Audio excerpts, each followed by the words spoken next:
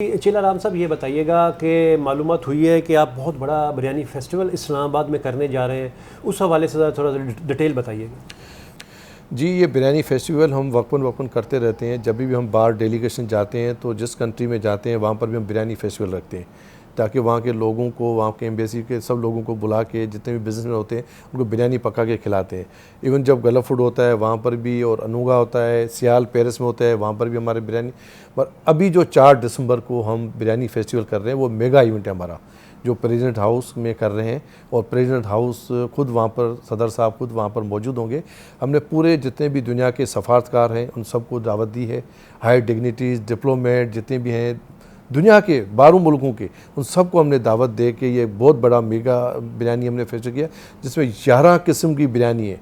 11 किस्म की पाकिस्तानी बिरयानी होगी, जिसमें मटन, चिकन, वेजिटेबल, प्रान, फ़िश, हर किस्म की बिरयानी वहाँ पर हमने रखी हुई है। और वो हम मुतारुफ कराएंगे पाकिस्तानी राइस को, दुनिया भर के जितने सफारतकार होंगे उनको खिलाएंगे। उस राइस को हम प्रोमोट करना चाहते हैं दुनिया लेवल पे। तो ये मेगा इवेंट है 4 दिसंबर को इस्लामाबाद में, आप देखेंगे माशाल्लाह उसमें। और उसी से हमको, मेरे को होप है कि जब वो सफारतकार वो हमारा राइस खाएगा तो डेफिनेट अपनी कंट्री को बताएगा कि ये पाकिस्तानी राइस बहुत अच्छी क्वालिटी का राइस है। मज़ीद आर्डर हमारे पास आएंगे। चिला राम साहब, हम देख रहे हैं तमाम ममालिक अपने एक्सपोर्टर के लिए बढ़िया आसानियाँ पैदा करते हैं, उनको रिलीफ देते हैं, उनके लिए बड़ी पॉलिसीज़ नरम होती हैं। तो आप क्या समझते हैं कि आप राइस एक्सपोर्टर के लिए भी कुछ आसानियाँ हैं, या क्या मसले हैं जो राइस एक्सपोर्टर को आ रहे हैं, वो मसले अगर ख़त्म हो जाएं तो एक्सपोर्ट भी बेहतर होगी और ज़र मुबादले में भी इजाफ़ा होगा पाकिस्तान में? इसके लिए ज़रा बताइए। देखें, आसानी तो कोई भी नहीं है हमारे लिए, जितनी भी हैं तो मुश्किलात ही हैं, और मुश्किलातों में डे बाय डे इजाफा ही हो रहा है। आप देखें बैंक का मार्कअप, सबसे ज़्यादा तो ये चीज़ है कि 22% मार्कअप लेके हम एक्सपोर्ट करना बहुत बड़ी चीज़ है। ये इतना कम नहीं है, इतना इजी नहीं है कि 22% मार्कअप लेके किसी भी बिज़नेस में आप पैसे लगा के आप अर्निंग करो। पहले तो 22% बैंक को दो, जो पहले हमारे पास 2.5-3% मार्कअप था, अब 22% पे सबसे नंबर 1 पे। नंबर 2 पे इलेक्ट्रिसिटी, क्या टेरिफ है इलेक्ट्रिसिटी का, आप देखें एक इंडस्ट्रियल लोगों के ऊपर भी कैसे हम सराइल कर सकते हैं। और उसके बाद मैं आपको बताऊं ट्रांसपोर्ट, यहाँ तो ट्रांसपोर्ट की भी एसोसिएशन होती है, उनके भी अपने अपने नुमाइंदे हैं। जब उनकी सीज़न हमारी आती है वो अपनी बल बुला की मीटिंग करके बोलते हैं कि हमारा ट्रांसपोर्ट का किराया ये, कोई गवर्नमेंट की वाच नहीं है उस पर ऊपर। 20,000 वाला वो कह देते हैं कि 40,000 पे हम किराया लेंगे। सीज़न आई हुई हमारी, आर्डर लिए हुए हमारे होते हैं, तो डेफिनेट हम तो मजबूर होते हैं, कंटेनर हमको लेने हैं और एक्सपोर्ट करने हैं। सेकंड, कंटेनर्स एम्प्टी हमारे शार्ट हो जाते हैं। ये ऐसी चीज़ें जिसको गवर्नमेंट को सेक्टर पे तवज्जो देनी चाहिए। कंटेनर की अवेलेबिलिटी नहीं है, अचानक से शिपिंग कंपनी वाले फ्रेट हमारे डबल कर लेते हैं। जिस मुल्क का हम आर्डर लेके आते हैं तो फ्रेट यूज़ कर, उनको पता है कि पाकिस्तानी राइस इस मुल्क का इनको आर्डर आ गया है, वो अपनी मनमानी करके अपना रेट बढ़ा लेते हैं। लेबर की तरफ आते हैं, लेबर भी इतनी, जब सीज़न आती है लेबर जो अगर 25 रुपये बोरी लेती है, सीज़न के दौरान कहती है कि हमको 40 रुपये बोरी चाहिए। गवर्नमेंट की कोई इनके ऊपर वाच नहीं है, गवर्नमेंट की इनके ऊपर वाच होनी चाहिए। दूसरी तरफ मैं बात करूंगा, अगर देखें आप हमारे ग्रोवर साइड से बात करूंगा, कोई स्टोरेज की फैसिलिटी नहीं है, कोई ड्रायर सिस्टम वहाँ पर नहीं है, जो दुनिया भर के लोगों को लगे हुए हैं। जहाँ हमारी राइस का क्रॉप होता है वहाँ स्टोरेज होने चाहिए, उनके पास साइलोज होने चाहिए, ड्रायर सिस्टम होना चाहिए ताकि क्वालिटी हमारे पास अच्छी आ सके। इन चीज़ों पर गवर्नमेंट को टाइम देना चाहिए। तो वहाँ पर ये मुश्किलात इजाफा दिन ब दिन हो रहे हैं कि गवर्नमेंट सोई हुई है। अब एक प्राइवेट एक्सपोर्टर क्या कर सकता है? जितना उसके पास पूंजी होगी, जितना वो अर्निंग कर रहा है, जितना कर सकता है, हमारे एक्सपोर्टर उस पर तवज्जो दे रहे हैं। मगर कुछ तो गवर्नमेंट को भी उसमें काम करने की ज़रूरत है। जी चिला राम साहब, बहुत अच्छी बात की। जारी बात है एक्सपोर्टर जो काम इस वक्त कर रहे हैं राइस के हवाले से, वो बहुत बड़ा काम कर रहे हैं। देखिए, हर एक्सपोर्टर की एक अपनी लिमिट है, लेकिन इससे बहुत ज़्यादा वसाइल सरकार के पास है, बहुत ज़्यादा अख्तियारात सरकार के पास है, और सरकार करती है अपने एक्सपोर्टर के लिए, अपने बिज़नेसमैनों के लिए कि बहुत बेहतरी हो बिज़नेस में, वो करती है। लेकिन इसके लिए बिल्कुल सरकार को करना चाहिए।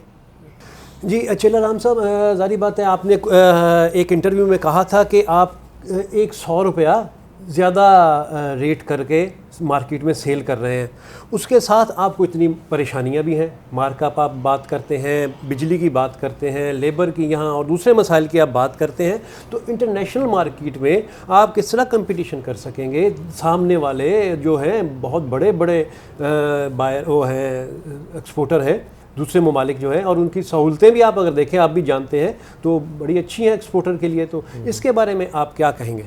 प्राइस की बात मैंने की है कि वो प्राइस जो हम 50 या $100 पर टन पे जो दूसरे ममालिक से हम ज़्यादा ले रहे हैं, वो हम ले रहे हैं ड्यू टू क्वालिटी वाइज। वो जो प्राइस हम ले रहे हैं क्वालिटी वाइज, वो एक्सपोर्टर अपनी जेब में नहीं रख रहा है प्राइस $50-100, वो हम अपनी प्राइस हमारे ग्रोअर को मिल रही है। जब ग्रोअर की जब दान मार्केट में आती है तो उसको हम वहाँ पर वो एडवांटेज दे सकते हैं। उसके बाद बेहतर से बेहतर हम क्वालिटी बनाते हैं। अब मैं बात करूँगा अगर बासमती सेक्टर पे, तो बासमती हमारा यूरोप जा रहा है, ब्राउन राइस होके वहाँ पर जा रहा है, या गल्फ सेक्टर में हमारा जा रहा है। तो वहाँ पर बासमती पाकिस्तान का कुदरत ने, मैंने आपको बताया, उसमें इतनी अरोमा खुशबू दी है धरती पे, तो उसकी टेस्ट ही एक अपनी पाकिस्तान की पहचान हो चुकी है। वो जो खाने वाले हैं वही प्राइस हमको देते हैं, कुदरत की वजह से, वो खाने वाला ही टेस्ट की वजह से दूसरी ममालिक से हमको $50-100 ऊपर प्राइस मिलती है। और सुन का जो हमारा 86 राइस है, वो हमारा न्यू क्रॉप जब आता है तो वो एक स्टिची राइस होता है, जो हमारे फार ईस्ट कंट्रीज़ में आप जाएंगे, इंडोनेशिया हो गया, फिलिपाइन हो गया, चाइना हो गया, मलेशिया हो गया, बड़ी अच्छी प्राइजेज़ में हमसे लेते हैं। इवन भले दुनिया के दूसरे ममालिक में राइस हो, पर फिर भी पाकिस्तान को एक अच्छी प्राइस देते हैं, वो भी क्वालिटी पे। पहले क्या होता था कि पाकिस्तान में हमारा जो लांगन राइस होता था वो छानी काटा होता था, जैसे ग्रोर से आता था, उसको खोड़ा करके हम जहाज़ों के ऊपर जहाज़ भरते थे, और वो दौर अभी चला गया है। अब उसको हम वैल्यू एडेड में लेके आए हैं, उसको प्रोसेस करते हैं पहले राइस को। पहले क्या होता था, ब्रोकन हमारा जो होता था वो हमारी फीड में लेके जाती थी, हम फीड में यहीं पर लोकल सेल कर देते थे। आज हमारा जो ब्रोकन, हम सारा 100% ब्रोकन वो एक्सपोर्ट कर रहे हैं। अभी इसमें मज़ीद और काम करने की ज़रूरत है कि उस ब्रोकन से वहाँ पर जो थाईलैंड हमसे कर रहा है, चाइना कर रहा है, वो उसमें वैल्यू एडिशन में चले गए। उस ब्रोकन से हमारे बिस्किट बनने, क्रैकर्स बनने, सेरियल्स बनने, मतलब कि बहुत सारी चीज़ें हैं जो 100% ब्रोकन से बन के वो वापस ड्यूटी फ्री शॉप से हम बाइंग करके यहाँ पर वापस पाकिस्तान में लेके आते हैं। तो वैल्यू एडिशन इसकी ज़रूरत है कि उस ब्रोकन के लिए यहाँ पर हमारी कोई इंडस्ट्री की अगर गवर्नमेंट कोई ऐसी बेनिफिट दे मार्कअप के हवाले से, या कोई फैसिलिटी दे, ताकि वो दूसरे बंदे आके उसको वैल्यू एडिशन में जाएँ, वो ब्रोकन परचेज़ करके कंज्यूमर पैकिंग में बना के पाकिस्तान के आवाम के लिए, 22 करोड़ आवाम है। आजकल नूडल्स बन रहे हैं, राइस नूडल्स, राइस चिप्स बन रही है, पाकिस्तान में नहीं बन रही है, बाहर ममालिक में बन रही है, वहाँ से हम अपने बच्चों के लिए लेके आते हैं। पाकिस्तानी ब्रोकन एक्सपोर्ट हो रहा है और राह चीज़ें वहाँ से हम लेके आ रहे हैं, एक्सपोर्ट हुई। यही चीज़ें यहाँ बननी चाहिए, इस मुल्क को ज़रूरत है। तो इन चीज़ों में हमको तवज्जो देनी चाहिए। चेलाराम साहब, ये बताइएगा, राइस की पैदावार के हवाले से ज़रा बताइएगा इस वक्त क्या सूरत हाल है पाकिस्तान में, और इसके साथ ये भी बताइएगा कि पाकिस्तान का जो चावल है सबसे अच्छा और जिसकी डिमांड इंटरनेशनल मार्केट में बहुत ज़्यादा है, वो क्या है, वो ज़रा बताइएगा। देखिए, जो राइस की पैदावार है वो पाकिस्तान में इस साल क्रॉप माशाल्लाह बड़ा बम्पर क्रॉप है। पाकिस्तान में जो क्रॉप की साइज़ है इस साल 9 मिलियन टन की क्रॉप की साइज़ है। 90 लाख टन चावल में इस साल हम मुतवक्का है कि पाकिस्तान में आएगा, जिसमें 2 वैरायटीज़ होती हैं। एक बासमती सेक्टर है जो हमारी नार्दर्न एरिया जो पंजाब है वहाँ पर होता है, दूसरी हमारी जो लांगरेन है वो यहाँ पर हमारे सिंध में होता है। जो 4.5 मिलियन टन की बासमती की क्रॉप है उसमें पाकिस्तानी अवाम सारी खाती है। पाकिस्तान की जो 24 करोड़ की आवाम है वो सारी बासमती खाती है, यहाँ उसका टोटा खाती है। तो अराउंड समझे कि 60% हम वहाँ लोकल कंजम्पशन कर लेते हैं। 4.5 से हमारी 3 मिलियन टन की तो अपनी कंजम्पशन है पाकिस्तान की। बाकी जितना 1.5 मिलियन टन है वो सरप्लस वो हम एक्सपोर्ट करते हैं, वो हमारा यूरोप की तरफ ब्राउन राइस जाता है। और उसके अलावा जो बताया है वो मिडिल ईस्ट से हमारा सऊदी अरब हो गया, ओमान हो गया, बहरीन हो गया, कुवैत हो गया, उसके अलावा और दूसरे जो कनाडा हो गया, ऑस्ट्रेलिया हो गया, पूरी दुनिया में वो चावल जाता है। और जो हमारे सुन का जो क्रॉप है वो पूरा मैंने आपको कहा कि ईस्ट अफ्रीका, वेस्ट अफ्रीका, फार ईस्ट, जब भी क्रॉप आता है तो पूरी डिमांड होती है तो वहाँ चला जाता है। क्रॉप की साइज़ बहुत बम्पर क्रॉप है, कभी पाकिस्तान की हिस्ट्री में ऐसा क्रॉप नहीं है जो इस साल आ रहा है। डे बाय डे क्रॉप की साइज़ बेहतर हो रही है पैदावार साइज़ पे। जो चावल की क्वालिटी बोली कि कौन सी चावल की वैरायटी अच्छी है, तो सबसे पहले हमारा सुपर बासमती जो यहाँ पकता है तो पड़ोसी के घर में जाके खुशबू आ जाती है, जिसकी अरोमा आ जाती है। और अभी हमारे पास एक वैरायटी है कायनात जिसको 1121 कहते हैं, जिसकी 8.4-8.5 AG लेंथ है, जिसकी जब आप पकाते हैं तो इतना चावल जैसे वो नूडल्स पकते हैं इस टाइप का राइस होता है।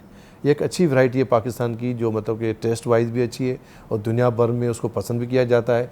वैसे तो हमारा जो बासमती है वो नंबर 1 है जिसकी बिरयानी होती है, और सेकंड ये 11-21 जो कायनात जिसको कहते हैं, ये दोनों पाकिस्तान की एक मशहूर और फेमस हमारी वैरायटीज़ है जो पूरी दुनिया में पसंद की जाती है। यंगस्टर के लिए, मैं पाकिस्तानी जितने यंगस्टर हैं मैं उनके लिए इतना कहना चाहूँगा, पाकिस्तान एक एग्रीकल्चर मुल्क है और बहुत बड़ा पोटेंशियल है इस मुल्क में।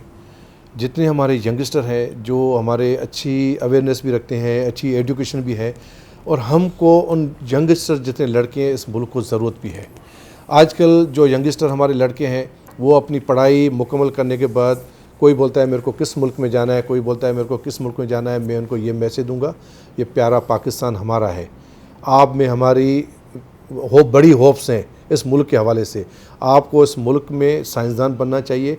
हमारे सेक्टर को रिसर्च पे आप जैसे यंगस्टर की ज़रूरत है, बल्कि इवन ना सिर्फ मैं राइस की बात करूँगा, मैं काटन की बात करूँगा, वीट की बात करूँगा, शुगर की बात करूँगा कि आप यंगस्टर आएँ, हमारे साथ बैठें, हमारे साथ मिलें। बड़ी अपॉर्चुनिटी है, जॉब की भी हमारे पास अब अच्छी अच्छी अपॉर्चुनिटीज़ हैं, और आप गवर्नमेंट सेक्टर पे जाएंगे तो वहाँ पर भी आपको अच्छी अपॉर्चुनिटी मिलेगी। आप बैठकर कोई एग्रीकल्चर की पॉलिसीज़ बनाएं, इस मुल्क के क्रॉप की साइज़ को हम बेहतर बनाएं, और आप आके इस बिज़नेस में आप आके ये इजी बिज़नेस है आपके करने के लिए। ऐसा नहीं है कोई मुश्किल बिज़नेस काम है, कोई मुश्किल नहीं है।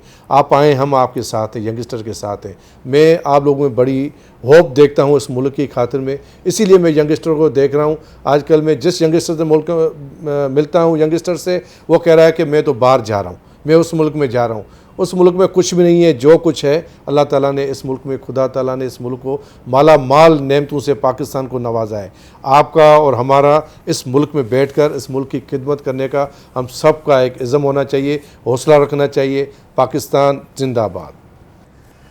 जी चेला राम साहब, बहुत शुक्रिया। आपने अपने बिज़नेस के हवाले से, राइस एक्सपोर्टर के हवाले से जो मालूमात दी, तजावीज़ दी, मेरा ख़्याल है कि जितना बड़ा आप काम कर रहे हैं इस मुल्क के लिए, और जितने ज़्यादा मसाइल हैं, सरकार को चाहिए कि फ़ौरन आपके साथ बैठ के उसके हल के लिए बातचीत करें। देखिए, फ़ौरन हल भी नहीं होगा, आप बातचीत करते रहेंगे, उसका कोई हल निकल आएगा और आपको इसका बड़ा फ़ायदा होगा। और एक दफ़ा फिर आपका शुक्रिया कि आपने मसरूफ़ियत से टाइम दिया हमें, हमारे चैनल के लिए। बहुत शुक्रिया जनाब, बहुत शुक्रिया, थैंक यू, जज़ाकल्लाह। अच्छा नाज़रीन, चेला राम साहब का हम शुक्रिया अदा करते हैं और इनसे इजाज़त लेते हैं। जल्द हाज़िर होंगे नए प्रोग्राम, नए मेहमान के साथ। अपना ख्याल रखिएगा। अल्लाह हाफिज़। पाकिस्तान जिंदाबाद।